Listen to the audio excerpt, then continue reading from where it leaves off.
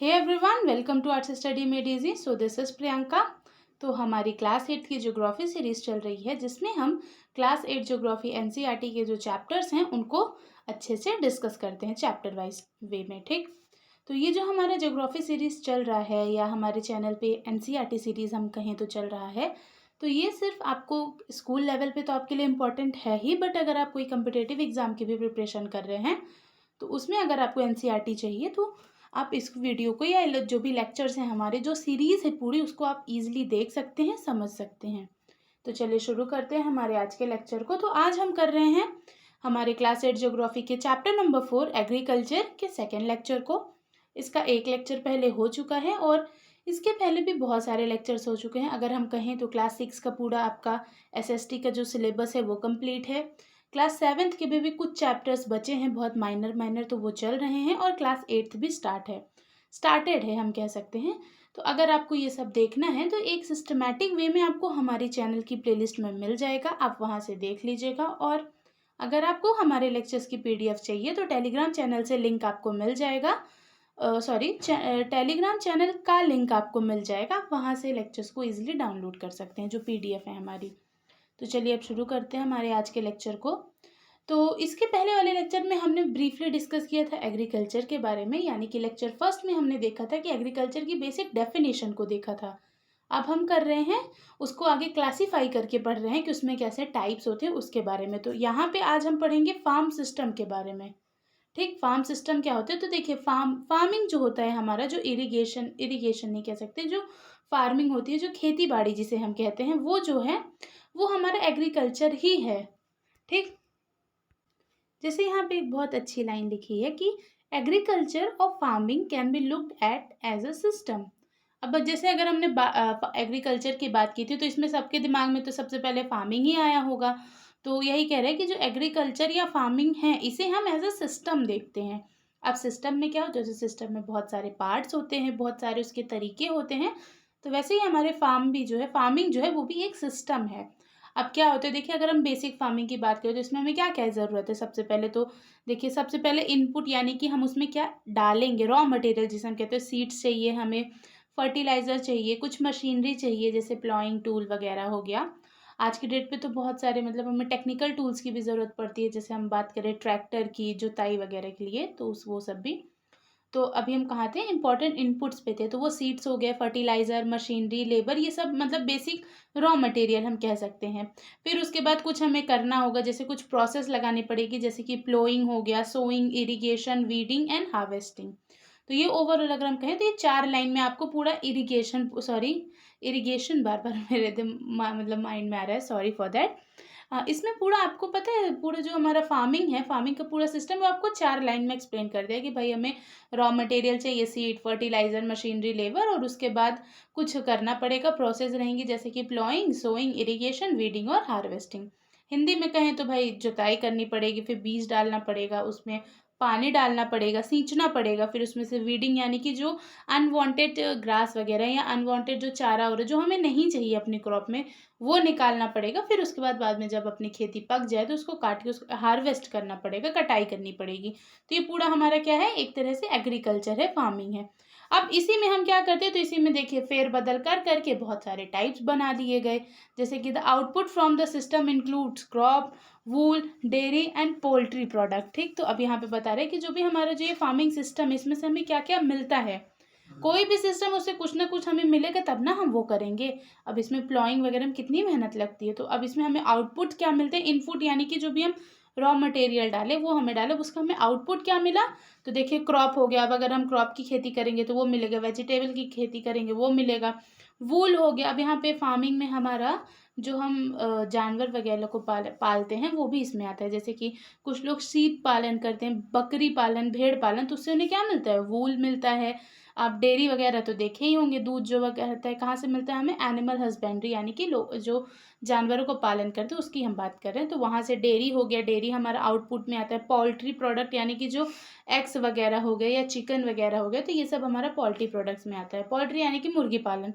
तो ये सब क्या है, ये सब हमारे आउटपुट्स हैं, किस इनपुट से, जो हम फार्मिंग में लगाए। अब ये देखिए यहाँ पे एक ये बेसिक सा फ्लो चार्ट है।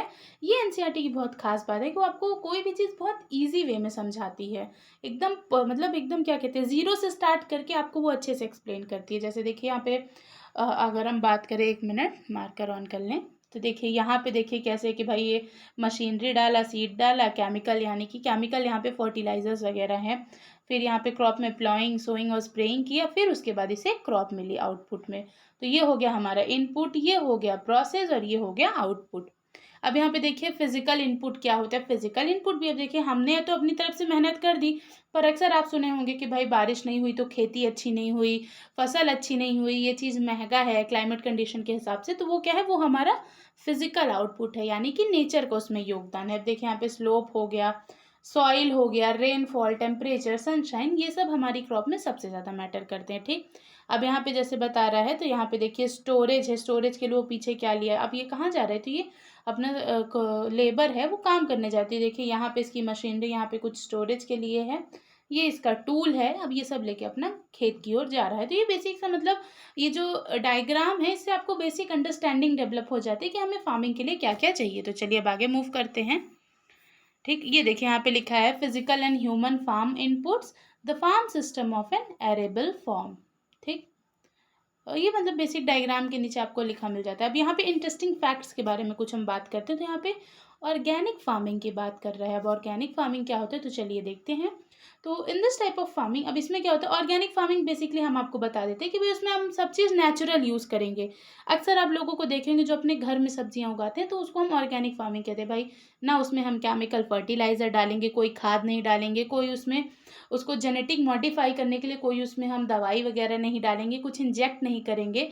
तो जो भी मतलब नहीं कहते, अक्सर आप सुने होंगे भाई कहीं सब्जी मंडी में जो लोग अपने घर में उगाते कहते हैं कि भाई ये सब्जियां खाना बहुत सेहतमंद है क्योंकि इसमें हम खाद नहीं डाले हैं, केमिकल फ्री है। अब केमिकल का मतलब क्या हो गया भाई, अब आप देख रहे हो जो हाइब्रिड एप्पल्स वगैरह आते हैं या जो सब्जियां आती हैं, अक्सर मेरे हिसाब से सोशल मीडिया का ज़माना है, तो कोई फ़ोटो वगैरह तो देखे ही होंगे। वो जो अपना एक था हरियाणा का राम रहीम, उसकी लौकी वगैरह कहते कि इतने फुट लंबी है, तो वो कैसे हुई है, वो उसमें कोई दवाई इंजेक्ट किया, कोई एक पर्टिकुलर उसको क्या किया, उसको जेनेटिकली मॉडिफाई किया, उसको अंदर से बदलने की कोशिश, जिसकी वजह से भाई लौकी हमारे यहाँ कितनी आती, ज़्यादा से ज़्यादा हमारे हाथ भर की तो आती है, या थोड़ी सी लंबी आएगी।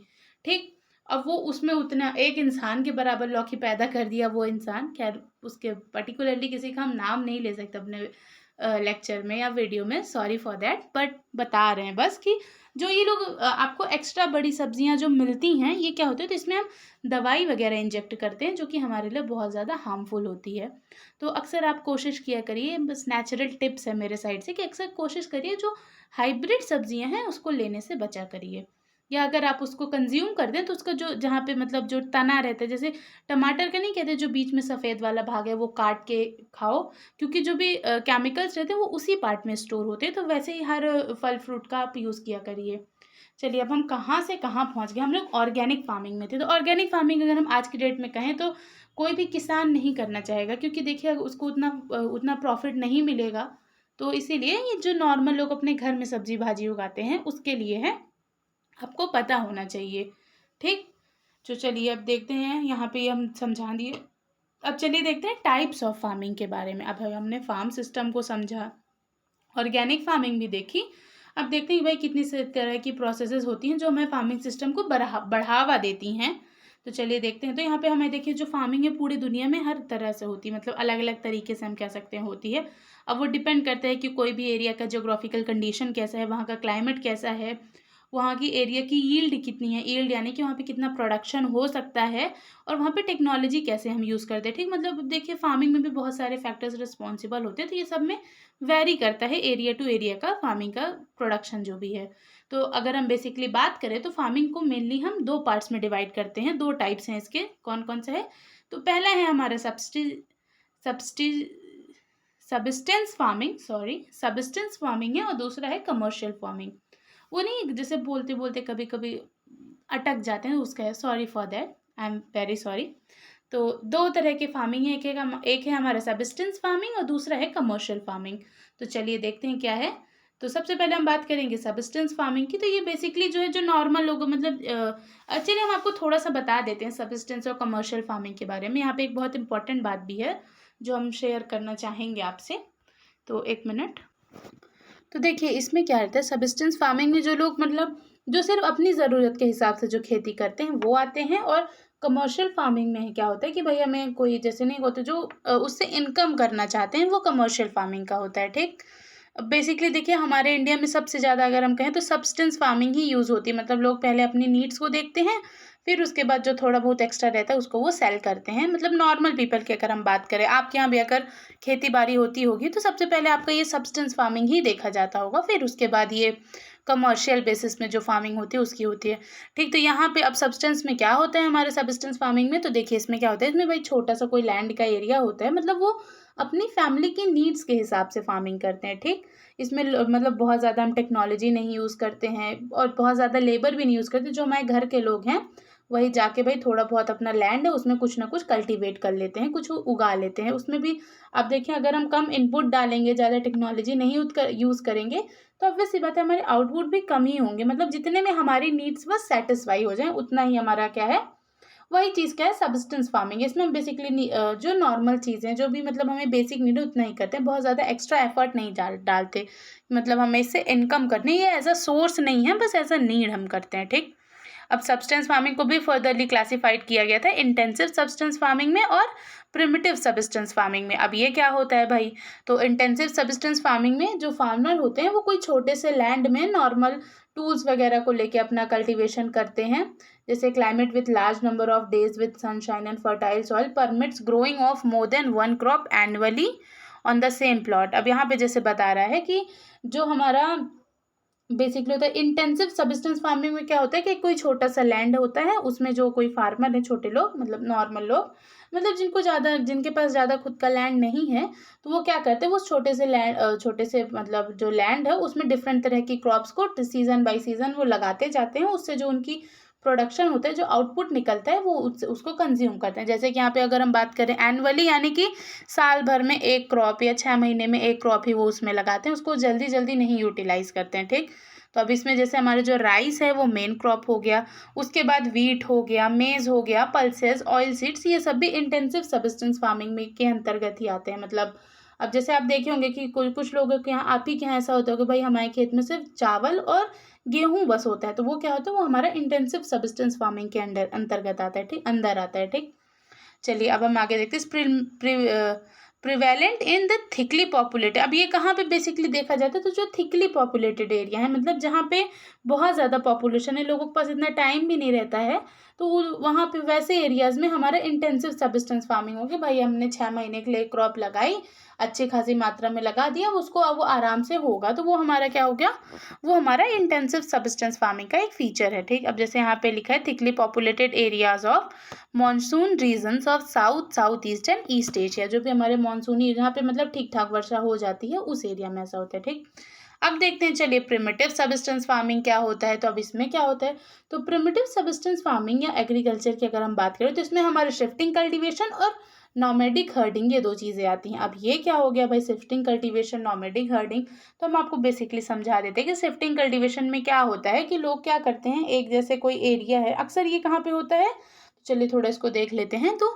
इस practised in the thickly forested areas, जो भी हमारे मतलब जहाँ ज़्यादा जंगली एरिया हो गए, जैसे कि Amazon basin, tropical Africa, parts of south east Asia, north east India, जो हमारा नॉर्थ ईस्टर्न इंडिया है उधर भी ऐसा होता है, आसाम साइड अगर हम बात करें तो ये सब कुछ एरियाज हैं जहाँ पे बहुत ज़्यादा रेनफॉल होती है। ठीक, अब रेनफॉल ज़्यादा है तो ऑब्वियस सी बात है वहाँ पे जो सॉइल है वो बहुत ज़्यादा फर्टाइल होगी, वहाँ पे जल्दी जल्दी ग्रोथ होती है। तो इसमें ये क्या करते हैं, a plot of land is cleared by felling the trees and burning them. इसमें क्या करते हैं, तो देखिए जल्दी जल्दी घास फूस उग जाती है, तो जो उनका एरिया रहता है उसमें जल्दी जल्दी ग्रोथ हो जाती है पेड़ पौधे की या चारा वगैरह की, तो क्या करते हैं उसको काट वाट के उसको वहीं पे जला देते हैं। ठीक, मतलब काटने का झंझट छोड़िए, वहाँ पे उसको जला दे, तो उससे क्या होगा, वो एरिया पूरा जला जला हो गया, मतलब खाली हो जाता है इनके उसके लिए कल्टीवेशन के लिए। अब वो जो राख रहती है जो रहता है उसको वो उसे मिट्टी में मिक्स करते हैं, जिससे क्या होगा, इससे उस लैंड की फर्टिलिटी इंक्रीज हो जाएगी। The ashes are then mixed with the soil and crop, like अब उसमें अब जब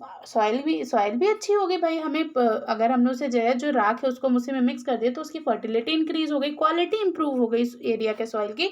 अब वो उसमें जैसे कि मेज हो गया, यैम यानी कि जो हमारा सूरन होता है, हम लोग सूरन कहते हैं, आप पता नहीं क्या कहते होंगे, गूगल कर लीजिएगा। तो मेज़ हो गया, यैम, पोटैटोज़, कशावा, ये सब जो मतलब शॉर्ट टर्म अगर हम कहें कि जो मतलब जल्दी उगने वाली जो क्रॉप्स हैं, वो उसमें लगाते हैं आफ्टर द सॉइल। अब जैसे मतलब वो उसको तब तक उगाते हैं तब तक सॉइल अपनी फर्टिलिटी को लूज़ ना कर ले, तब तक उगाते हैं। फिर उसके बाद वो उस एरिया को छोड़ के दूसरी जगह जाके, अब भाई जंगली एरिया, वहाँ पे बहुत सारे ऐसे होंगे जल्दी-जल्दी ग्रोथ हो, फिर दूसरे एरिया में जाके वो अपना यही सेम वही करते हैं, जलाते हैं, उसको मिक्स करके फिर यही क्रॉप को उगाते हैं। इस तरह का जो सिस्टम है, इसे हम स्लैश एंड बर्न भी कहते हैं। मतलब अब यूज़ एंड थ्रो भी मेरे हिसाब से कहा जा सकता है कि भाई अब उस लैंड की हमने फर्टिलिटी तो यूज़ कर ली, अब वो कुछ टाइम तक किसी काम की नहीं है, वो बैरन लैंड हो गया, अब उसको छोड़ के आगे बढ़ जाओ। तो वो सब है, तो इसीलिए इसको स्लैश एंड बर्न भी कहा जाता है। स्लैश एंड बर्न एग्रीकल्चर भी कहा जाता है। आपकी एनसीईआरटी में एक क्वेश्चन है डिफाइन शिफ्टिंग कल्टीवेशन, तो उसमें आप इसको ये पूरा पैराग्राफ लिखना पड़ेगा आपको या लर्न करना पड़ेगा। तो इससे अच्छा भाई आप बेसिकली समझ लीजिए क्या रहता है। हम आपको एक बार और बता देते हैं कि नॉर्मल क्या हुआ, कोई एक जो हिली एरियाज़ हैं वहाँ पे, इंडिया की अगर हम बात करें तो नॉर्थ ईस्टर्न एरियाज, वहाँ पे जो पर्टिकुलर लैंड का टुकड़ा है वहाँ पे ज़्यादा रेनफॉल होती है, जिसकी वजह से जल्दी जल्दी चारा वगैरह उग जाते हैं, ट्रीज वगैरह। तो क्या करते हैं, उसको बर्न कर देते हैं, फिर उसी एशेस को जो है राख है उसको वो मिट्टी में मिक्स करके उसमें जैसे मेज़ हो गया, पोटैटो, यैम, ये जो मतलब जल्दी उगने वाली क्रॉप्स रहती हैं, या जो थोड़ा ज़्यादा टाइम नहीं लगता है जिन्हें, वो उसमें उगा के उसको तब तक यूज़ करते हैं जब तक उस सॉइल की फर्टिलिटी ना खत्म हो जाए, फिर उसके बाद छोड़ के वो दूसरा लैंड प्रिपेयर करते हैं। This is shifting cultivation. By word भी आप इसे समझ सकते हैं कि भाई अपना ये कल्टीवेशन का जो प्लेस है उसको बार बार शिफ्ट कर रहे हैं। ठीक, अब यहाँ पे डू यू नो में बता रहे हैं कि जो शिफ्टिंग कल्टीवेशन है इसको हम अलग अलग जगह में कैसे नाम से जानते हैं। तो यहाँ पे जैसे नॉर्थ ईस्ट इंडिया में इसे झूमिंग के नाम से जाना जाता है, मिल्पा मैक्सिको में मिल्पा के नाम से, ब्राज़ील में रोका के नाम से, मलेशिया में लदांग के नाम से। तो ये डिफरेंट डिफरेंट नेम्स हैं, इसको आप एक बार देख लीजिएगा। अब चलिए देखते हैं नॉमेडिक हर्डिंग क्या होती है। ठीक, ये भी एक तरह की हमारी प्रिमिटिव सबस्टेंस फार्मिंग है। तो देखते हैं ये क्या है।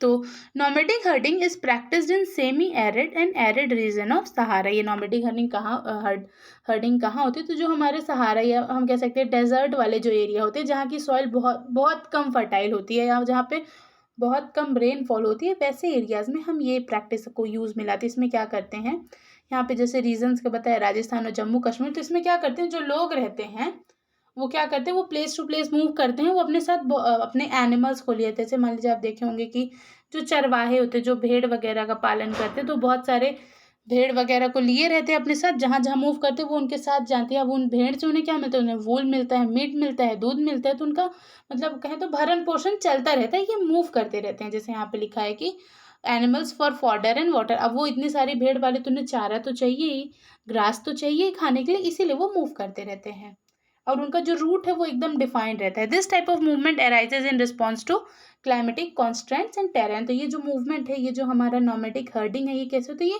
क्लाइमेट के हिसाब से होता है। अब देखिए वो डेजर्ट एरिया में इतने ज़्यादा घास फूस तो होगा नहीं, क्रॉप वो कल्टीवेट नहीं कर सकते, तो जानवर रखें, अब जानवर को खिलाने के लिए कुछ तो चाहिए, इसीलिए वो मूव करते रहते हैं। ठीक है, अब यहाँ पे जानवर जैसे कि हो गए शीप, कैमल, याक और ये गोट्स हैं, ये मोस्ट कॉमनली मतलब वहाँ पे रेयर किए जाते हैं, रेयर्ड किए जाते हैं, पाले जाते हैं। अब इनसे मिलता क्या है, तो they provide milk, meat, wool, hides and other products to the herders to their families में बता रहे हैं कि वो मतलब अब देखिए कोई भी जानवर को पालेगा तो ऑब्वियस सी बात है, ये सब तो कॉमन चीज़ है जो उन्हें उनसे मिलेगी। यहाँ पे देखिए ये एक आदमी है जो अपने कैमल्स को लेके मूव कर रहा है। वो जो बंजारे होते हैं, अक्सर आप देखे होंगे आजकल तो ये लोग बहुत सारी चीज़ें भी बना के बेचते हैं, तो ये आप कहीं ना कहीं देखे होंगे। ये एक गन्ने के खेत की फोटो है, तो ये आप देख लीजिएगा। तो आज के लिए बस इतना ही, इसके आगे हम नेक्स्ट लेक्चर में डिस्कस करेंगे। Thank you for watching and stay tuned with us.